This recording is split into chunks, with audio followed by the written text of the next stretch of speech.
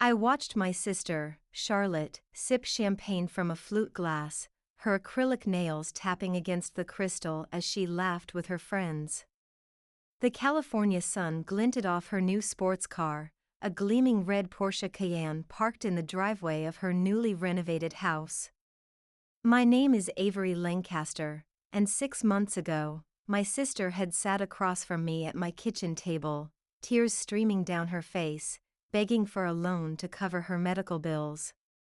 "It's cancer, Avery," she had sobbed, clutching my hand. "Stage 3. The insurance won't cover the experimental treatment. I don't know where else to turn." I felt the familiar knot form in my stomach as I watched her now, carefree and radiant, showing off her designer watch to her friends. No signs of illness. No signs of treatment. No signs of the desperate woman who had sat in my kitchen, shoulders hunched with the weight of a terminal diagnosis. Just the sister who had convinced me to empty my savings account, $75,000 I'd spent 5 years accumulating for a down payment on my own home. My phone felt heavy in my pocket. On it was the recording I'd made 6 months ago, Charlotte sobbing as she detailed her diagnosis, her prognosis, her desperate need for my financial help. "Are you going to stand there all day, or are you going to join the party?" Charlotte's voice cut through my thoughts, her tone light and teasing. As if she hadn't betrayed me in the most fundamental way possible. I forced a smile, feeling it strain against my cheeks. "Just admiring your new car," I replied, my voice steadier than I expected. "It's quite something." Charlotte's smile faltered slightly, a flicker of, was it guilt, passing across her face before she recovered, waving her hand dismissively. "A little gift to myself," she said. "I've been through so much this year." Yes, I thought bitterly. The hardship of buying a luxury car with someone else's money must have been truly devastating. I had come here today with a purpose, steeling myself for the confrontation to come. My sister had lied to me, manipulated me, stolen from me. And I had proof. But as I stood there, watching her flit among her guests, I found myself hesitating. Charlotte had always been the golden child of our family, beautiful, charismatic, successful. I was the responsible one, the reliable one. The one who could be counted on in a crisis. The one who would set aside her own dreams to help others achieve theirs. But this time, she had gone too far. I took a deep breath and moved toward the house. It was time to have a conversation that was long overdue. Whether Charlotte was ready for it or not. The party bustled around me as I maneuvered through the crowd toward my sister. She stood by the marble kitchen island, refilling her champagne glass while laughing at something one of her friends had said. "Charlotte, can we talk privately?" I asked, keeping my voice low. Her smile dimmed slightly. "Can't it wait, Avery? I'm entertaining." "No," I said firmly. "It can't." Something in my tone must have registered because Charlotte's perfectly arched eyebrows furrowed slightly. She excused herself from her friends and led me down the hallway to her home office, a room I'd never seen before today. It was impeccably decorated like the rest of the house. Sleek, modern furniture. Original artwork on the walls. A glass desk that probably cost more than my monthly rent. "What's going on?" Charlotte asked, closing the door behind us. "You look upset." I laughed, a short, bitter sound that seemed to startle her. "Upset doesn't begin to cover it, Charlotte." She frowned, perching on the edge of her desk. "If this is about the money I borrowed." "The money you stole," I corrected, my voice hardening. "Let's call it what it is." Charlotte's expression shifted, defensive now, her chin lifting slightly. "I didn't steal anything. You agreed to loan me." For cancer treatment, I interrupted, pulling out my phone. For the experimental procedure your insurance wouldn't cover. For the stage 3 cancer that was going to kill you if you didn't get help immediately. I watched her face carefully as I spoke, noting how the color drained from her cheeks, how her fingers tightened around her champagne flute. Avery, I can explain. Can you? I asked, my thumb hovering over the play button on my phone. Because I'm really interested to hear how you explain lying about having cancer to extort money from your own sister. Charlotte's facade cracked just slightly, a tremor in her lower lip, a flicker of panic in her eyes. It wasn't like that, she said, her voice smaller now. Things got complicated. The diagnosis changed. I was going to pay you back. With what? I gestured around the opulent office. The money you spent renovating this house? Or the money you spent on that Porsche parked outside? She set down her champagne glass, crossing her arms defensively. You don't understand. I was in a really dark place. I did need the money. Stop lying, I cut her off, my voice steady despite the rage boiling inside me. I called your oncologist, Charlotte. Dr. Brennan doesn't exist. The treatment center you claimed to be going to has never heard of you. Her eyes widened, and for a moment, just a moment, I saw the truth flash across her face. Then the mask slipped back into place. It was a different doctor. A different center. I must have given you the wrong information, she insisted, but her voice lacked conviction. I felt something break inside me, the last thread of hope that there was some explanation, some misunderstanding. I recorded our conversation, I said quietly, raising my phone. The day you came to me for the money. I recorded every word, every promise, every lie. Charlotte's face went completely white. You what?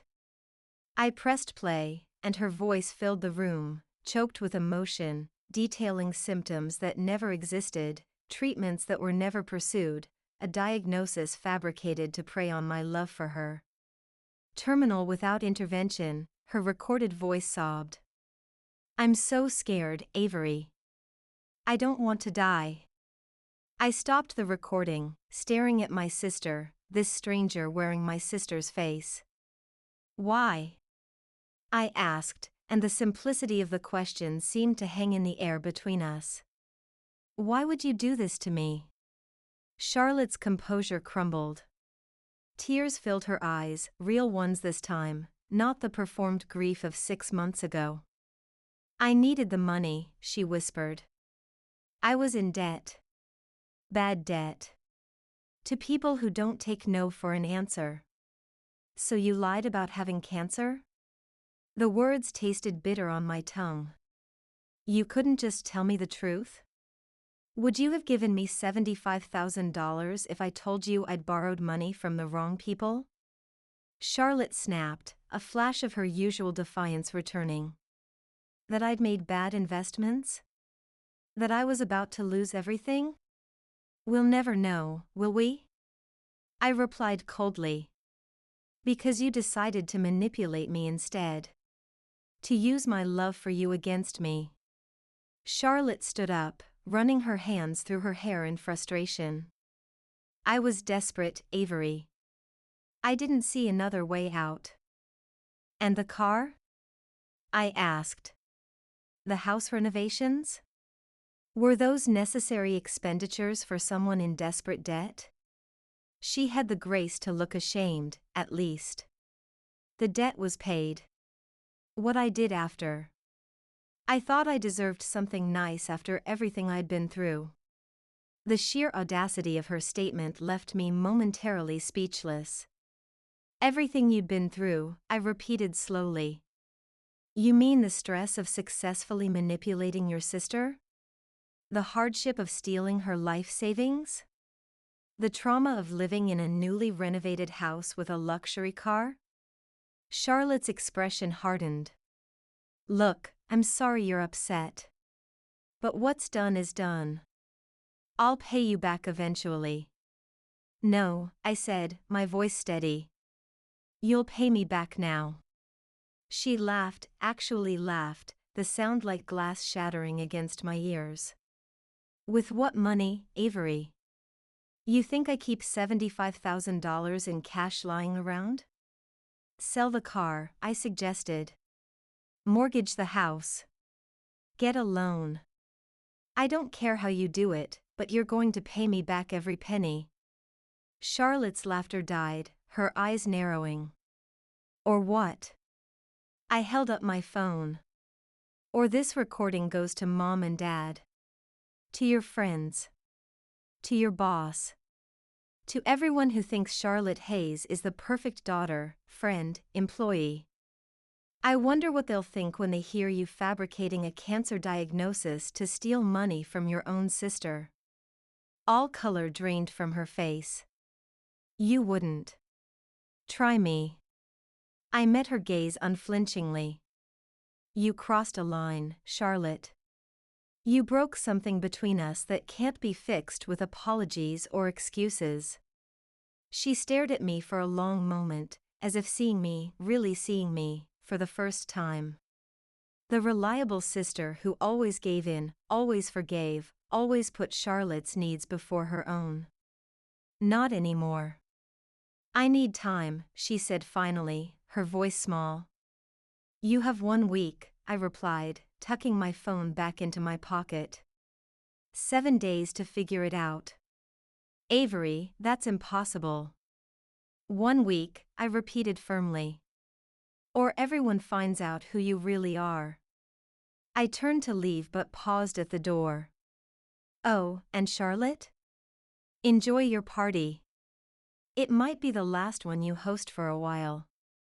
As I walked back through the crowd of laughing, drinking guests, people who had no idea of the conversation that had just taken place, I felt a strange mix of emotions wash over me. Anger, certainly. Heartbreak at the betrayal. But also, surprisingly, relief. The truth was finally out. The burden of suspicion I'd been carrying for months had been confirmed. And in that moment of confrontation, something else had emerged, a version of myself I barely recognized. A version that would no longer be taken advantage of. A version that demanded respect and honesty. A version that understood some relationships aren't worth salvaging, even when they're bound by blood. As I reached my car, my phone buzzed with a text from Charlotte. Please don't do this. You'll destroy everything. I didn't bother responding. She had made her choice 6 months ago. Now I was making mine.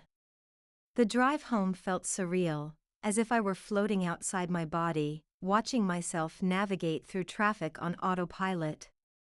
My confrontation with Charlotte replayed in my mind, her shock, her weak attempts at justification, the moment she realized I wasn't backing down. When I reached my apartment, I collapsed onto the couch, suddenly exhausted. The adrenaline that had carried me through the confrontation was fading, leaving me hollow and drained. My phone had been buzzing continuously since I left Charlotte's house. 6 missed calls. 12 text messages. I ignored them all, setting the phone on silent and placing it face down on the coffee table. I needed time to think, to process what had happened, to decide my next move. The truth was, despite my ultimatum, I wasn't entirely sure what I would do if Charlotte couldn't, or wouldn't, repay me. The recording gave me leverage, certainly. But using it would mean publicly exposing my sister's deception, potentially destroying her reputation, her career, her relationships. Did I have it in me to do that? To be the instrument of my own sister's downfall? A knock at my door startled me from my thoughts.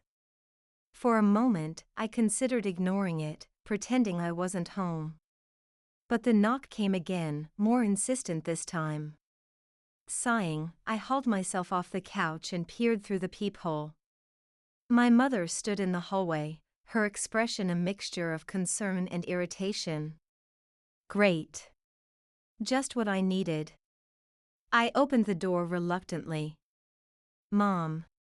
What are you doing here? Charlotte called me, she said, brushing past me into the apartment without waiting for an invitation. She's absolutely hysterical. What on earth did you say to her? I closed the door, leaning against it for support. Of course Charlotte had called our mother. She always ran to her when things didn't go her way. The truth, I said simply. I confronted her about lying to me. My mother frowned, setting her purse on the counter. Lying about what? Charlotte said you were making wild accusations. I laughed, a short, bitter sound. Wild accusations? Is that what she's calling it? Avery, whatever is going on between you two, I'm sure it's just a misunderstanding, my mother said in that placating tone she always used when Charlotte was involved. You know how sensitive your sister is. Mom, I said, struggling to keep my voice steady. Charlotte told me she had stage 3 cancer. She said she needed $75,000 for an experimental treatment her insurance wouldn't cover. I gave her my entire savings, and she used it to buy a Porsche and renovate her house. My mother's hand flew to her mouth, her eyes widening in shock. What? No, that can't be right. Charlotte wouldn't. She did, I interrupted, retrieving my phone. And I have proof. I played the recording for the second time that day, watching my mother's face crumple as she listened to Charlotte's elaborate lies, her calculated manipulation. Oh my God, my mother whispered when the recording ended, sinking onto a bar stool, her face ashen. I can't believe. How could she? She knew exactly what she was doing, I said, putting the phone away.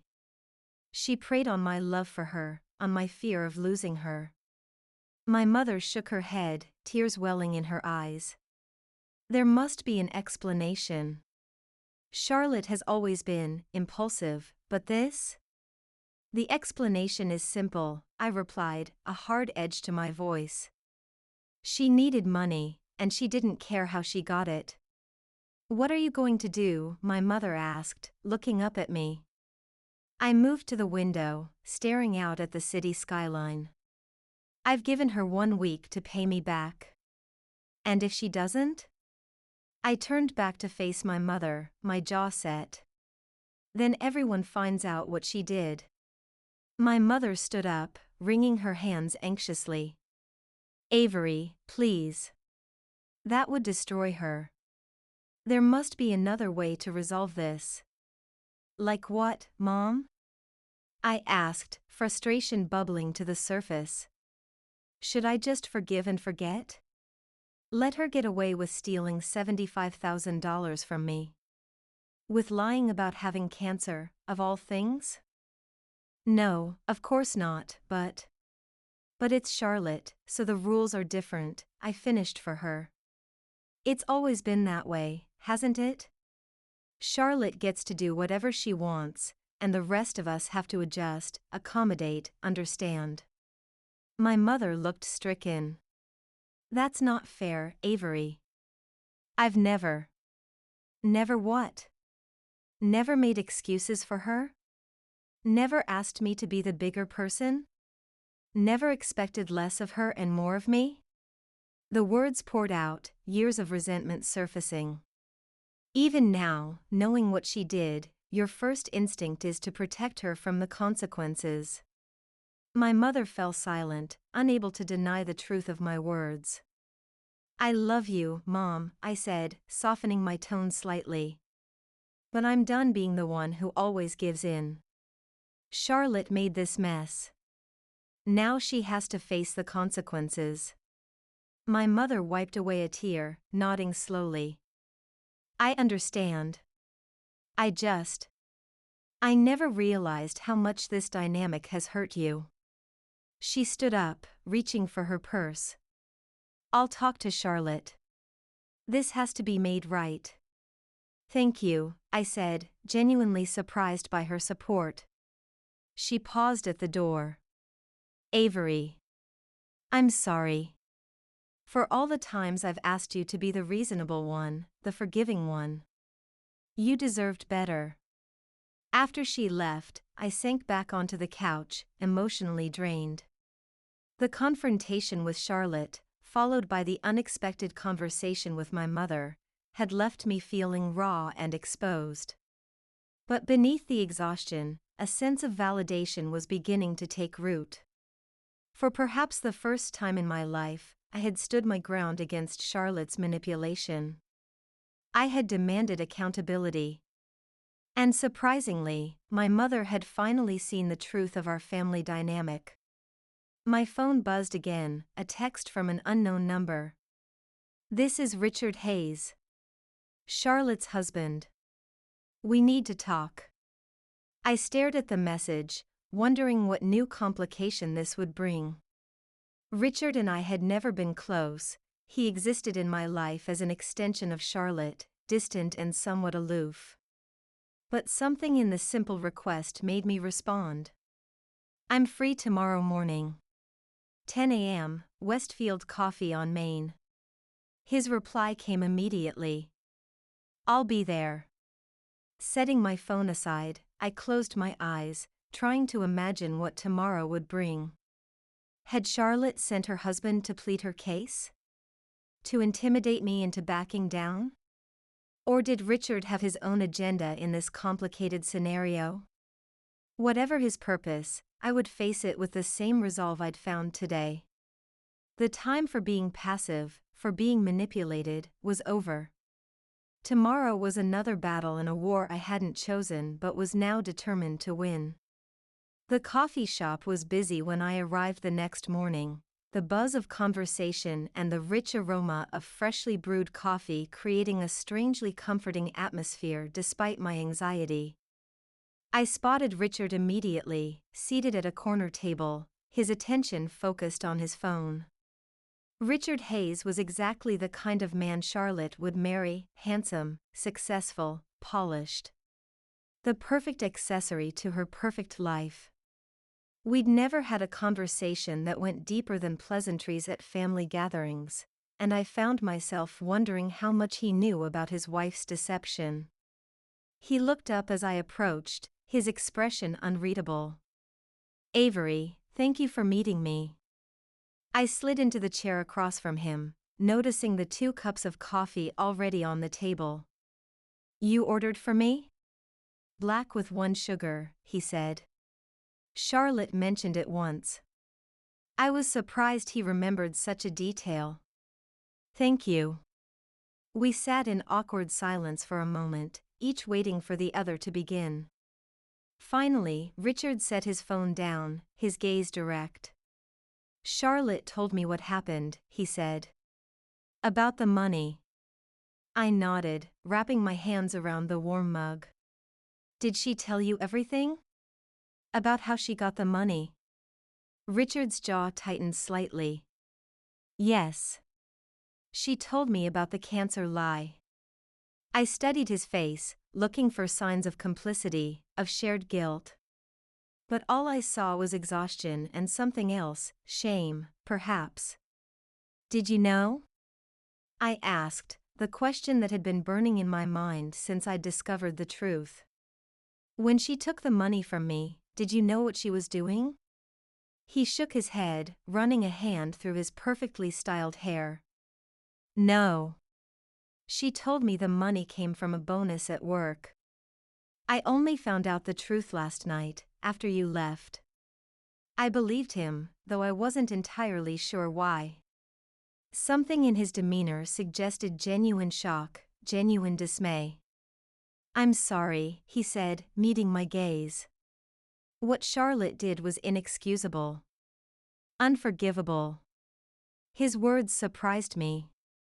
I'd expected defense, justification, perhaps even anger at my ultimatum. Not this straightforward acknowledgement of wrong. Then you understand why I need the money back, I said. Richard nodded. That's why I wanted to meet. I can get the money for you. I blinked, taken aback by the simple statement. Just like that? It won't be easy, he admitted. We don't have liquid assets available. The house renovations, the car. Charlotte's spending has been out of control for months. But I can liquidate some investments, take out a loan if necessary. It might take a few days, but I'll get you the full amount. Relief washed over me, followed immediately by suspicion. Why would you do that? Take on that financial burden for Charlotte's mistake?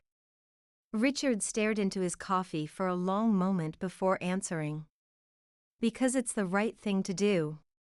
Because you were wronged in the worst way possible. And because. He hesitated, something shifting in his expression. Because what? I prompted. Because this isn't the first time, he said quietly. Charlotte has a pattern of financial irresponsibility. Impulsivity. But this, lying about cancer, stealing from her own sister, this is beyond anything she's done before. I absorbed his words, pieces falling into place. The debt she mentioned. She said she owed money to people who don't take no for an answer. Was that true? Richard sighed heavily. Partially. Charlotte's been gambling. Online mostly, but sometimes at casinos when she's traveling for work. She's lost a significant amount of money over the past year. And you didn't know? I knew something was wrong, he admitted. Our accounts were being drained. Bills went unpaid. But whenever I confronted her, she had explanations, excuses. I wanted to believe her. I understood that all too well, the desire to believe someone you love, even when the evidence suggests otherwise. The debt was real, Richard continued. But it wasn't to dangerous people. It was to credit card companies, banks. She was using one card to pay off another, taking out personal loans, spiraling deeper and deeper. And my money? Paid off some of it, he confirmed. But then, well, you've seen the car. The house. Once she had cash in hand, she couldn't resist. I shook my head, anger mingling with disbelief. And now she wants you to clean up her mess. Again. Richard's expression hardened slightly. I'm not doing this for Charlotte. I'm doing it for you, Avery.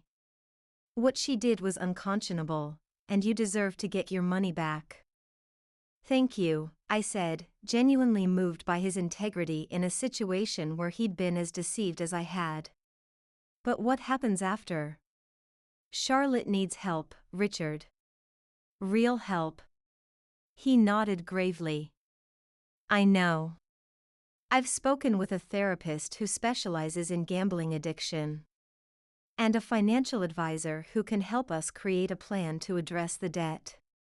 Charlotte has agreed to both. She has? I couldn't keep the skepticism from my voice. After your confrontation, after your mother called. I think reality finally hit her, Richard said.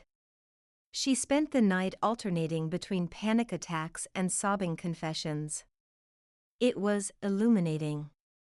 And deeply concerning. I tried to imagine Charlotte in such a state, vulnerable, exposed, broken. It was difficult to reconcile with the confident, manipulative sister I'd confronted yesterday. I want to believe she can change, I said carefully. But I'm not sure I can ever trust her again. Richard's expression was somber. I understand. Trust, once broken, is incredibly difficult to rebuild. I'm facing that same question myself. The implication hung between us. Was their marriage going to survive this revelation? I'll have the money for you within the week, Richard said, steering the conversation back to practical matters. I've already initiated the process to liquidate some investments. Thank you, I said again, relief washing over me. The financial wound, at least, would be healed. The emotional one would take much longer. There's one more thing, Richard said, hesitating. Charlotte wants to see you. To apologize in person. I tensed, uncertain. The thought of facing Charlotte again so soon, of hearing her excuses and apologies, made my stomach churn. I'm not ready for that, I said honestly. Richard nodded, understanding in his eyes. I told her you might say that. She'll have to respect your boundaries, give you the time and space you need.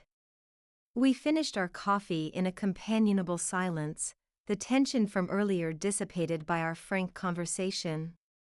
As we prepared to leave, Richard paused. Avery, I know this doesn't make up for what Charlotte did, but I want you to know how sorry I am. Not just for the money, but for the betrayal of trust. That's the real crime here. His words touched me, acknowledging the deeper wound that no financial restitution could heal. Thank you for saying that, I replied.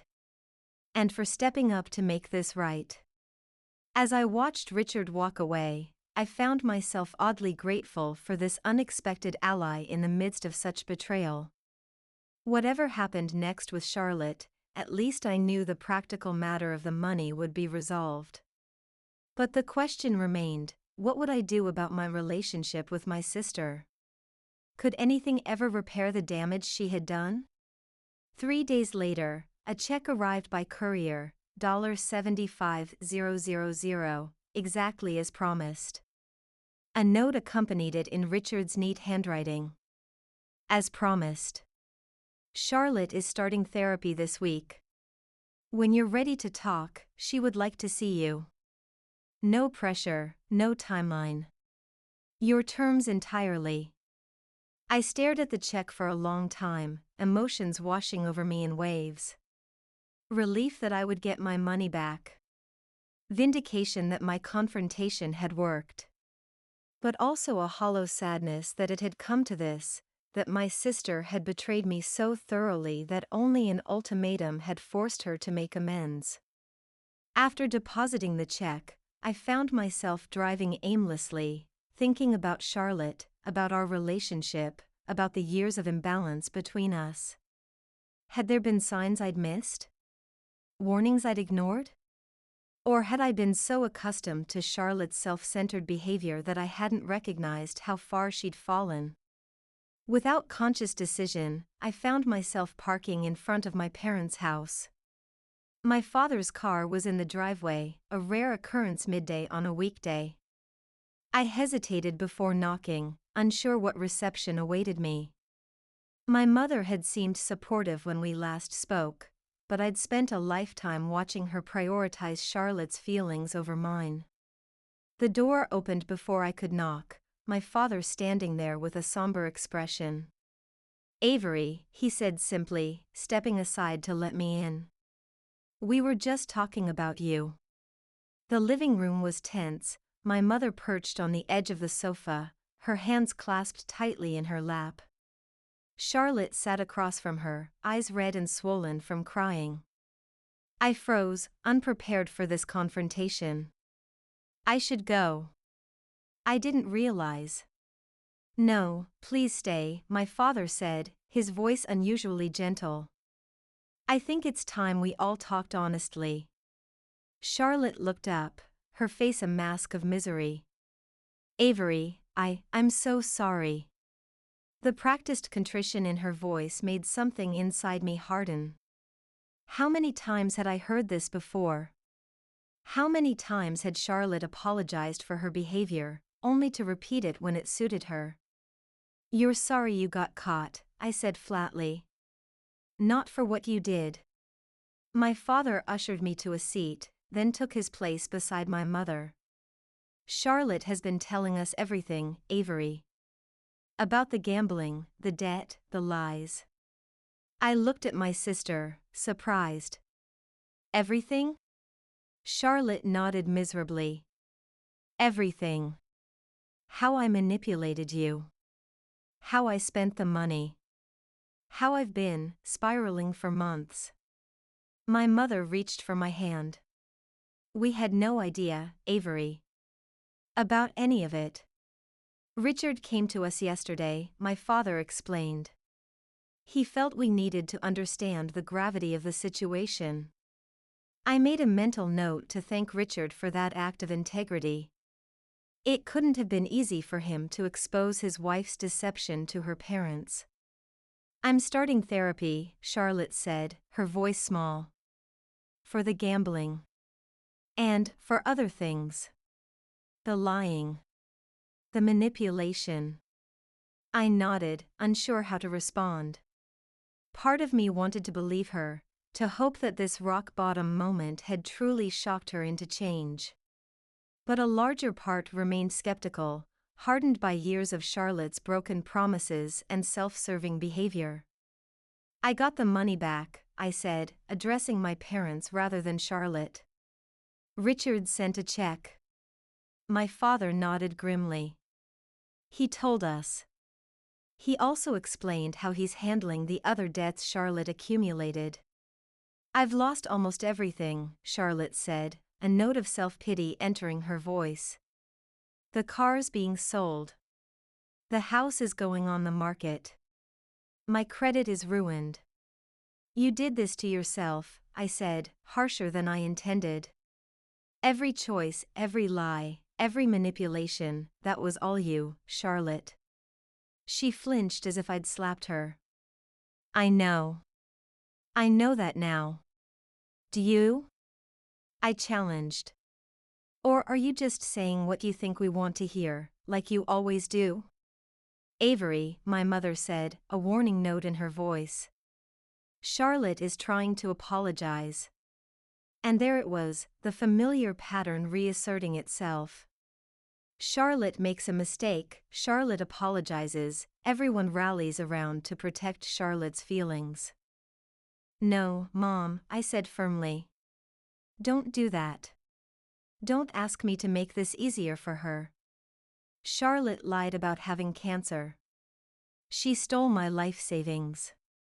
She betrayed my trust in the most fundamental way possible. I'm not obligated to accept her apology or make her feel better about what she did. My father placed a restraining hand on my mother's arm as she opened her mouth to argue. Avery's right, Margaret. Charlotte's actions were inexcusable. She needs to face the consequences, not be shielded from them. Charlotte was crying again, silent tears tracking down her face. But for once, no one rushed to comfort her, to assure her everything would be okay.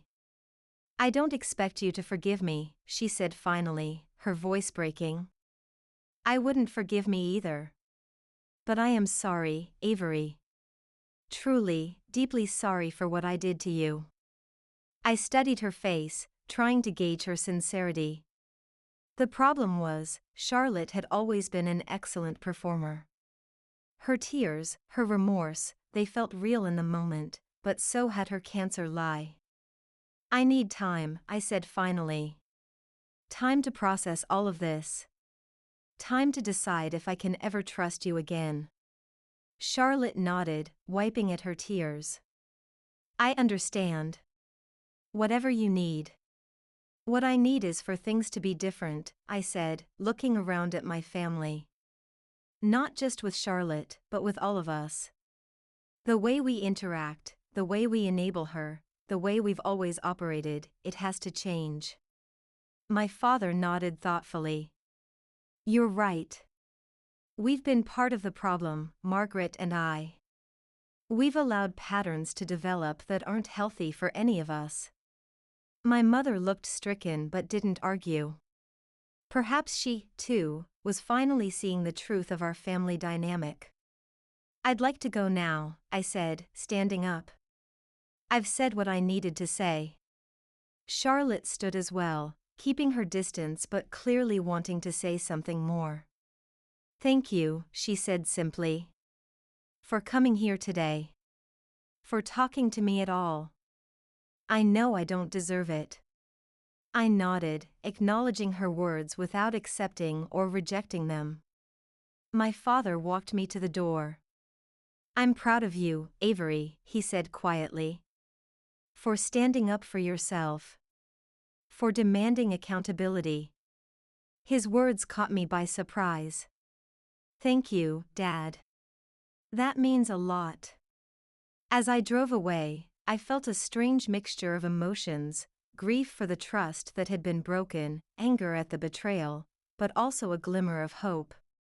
Not necessarily for reconciliation with Charlotte, that remained to be seen, but for the possibility of healthier relationships within my family going forward.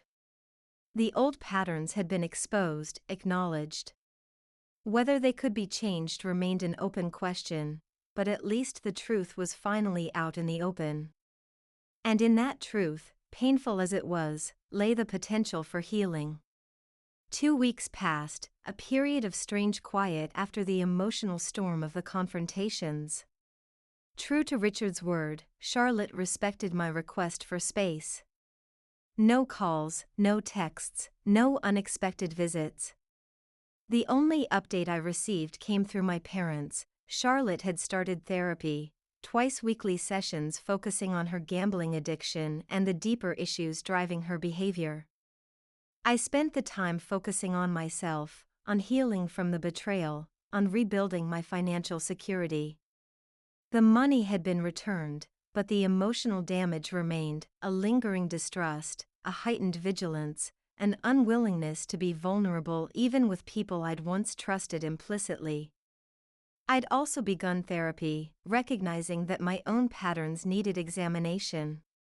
Why had I been so quick to believe Charlotte's lie? Why had I always accepted my role as the responsible one, the fixer, the caretaker? These were questions that required professional guidance to untangle. On a crisp Saturday morning, I found myself at the farmer's market, examining heirloom tomatoes while half listening to a podcast when a familiar voice called my name. "Avery?" I turned to find Richard standing there, a canvas shopping bag in one hand. "Richard." "Hi."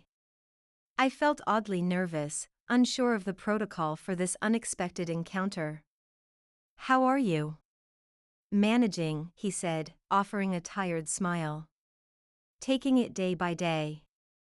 I nodded, understanding the weight behind those simple words. "And Charlotte?" He hesitated, weighing his response. "Working on herself. The therapy seems to be helping. She's more honest, more introspective than I've ever seen her." "That's good to hear," I said, genuinely. Despite everything, I didn't want Charlotte to suffer. I wanted her to get better, to become the person she could be without the lies and manipulation. "She misses you," Richard said carefully. "She talks about you a lot in our joint counseling sessions." The revelation that they were in couples therapy surprised me. "You're seeing a counselor together?" "That's encouraging." Richard nodded, shifting his weight from one foot to the other. "We're trying to rebuild. It's not easy. There was a lot of damage done, a lot of trust broken." I could relate to that all too well. "How are you really doing with all of this, Richard?" "It can't be easy." He seemed taken aback by the question, as if no one had asked about his feelings in the midst of this family drama. "Honestly? It's been incredibly difficult," he admitted. Finding out the extent of Charlotte's deception, the gambling, the lies, it shook the foundation of everything I thought I knew about our marriage. "I'm sorry," I said sincerely. "You're collateral damage in this whole mess." Richard's smile was tinged with sadness. "We all are, in different ways." He hesitated, then added, "Charlotte asked me to give you something, if I happen to see you."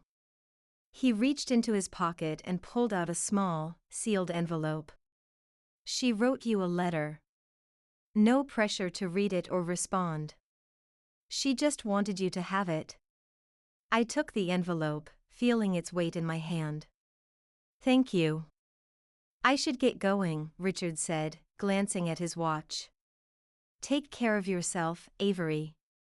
As I watched him walk away, I realized our brief connection had offered an unexpected window into Charlotte's world, a glimpse of consequences and perhaps growth that I wouldn't have seen otherwise. That evening, I sat on my balcony, the unopened letter beside me.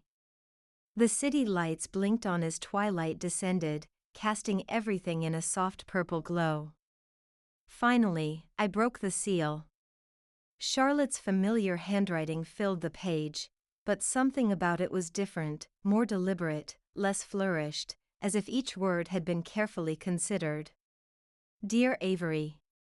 Words feel inadequate, but they're all I have. I won't ask for forgiveness, I haven't earned it. What I did was unforgivable.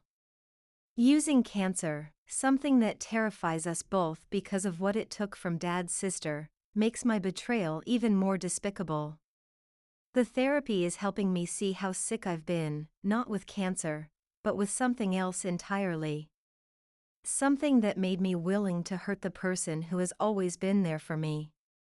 I don't expect a response. I just wanted you to know I'm facing what I've done. The truth of who I've been. And I'm working to become someone different, someone better. With love and deepest regret. Charlotte. I folded the letter and looked out at the darkening sky. The road to healing would be long, for Charlotte, for our family, for me.